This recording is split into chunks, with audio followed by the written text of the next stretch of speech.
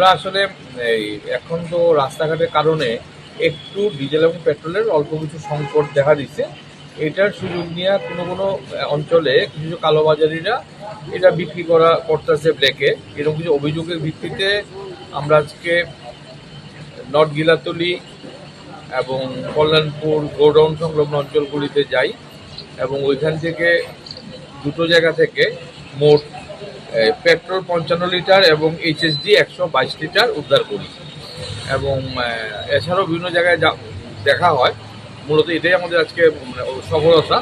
এবং আমরা এই তেল যে জিম্মানামার মাধ্যমে তেলিয়ামুড়াতে বিজয় ফিলিং যে পেট্রোল পাম্পটি আছে এখানে আমরা হ্যান্ড ওভার করি এবং পরবর্তী সময়ে আমাদের রিপোর্টের ভিত্তিতে মহকুমা শাসক পরবর্তী যা যা নির্দেশ দেন আইনিভাবে সেটা আমরা পালন করব।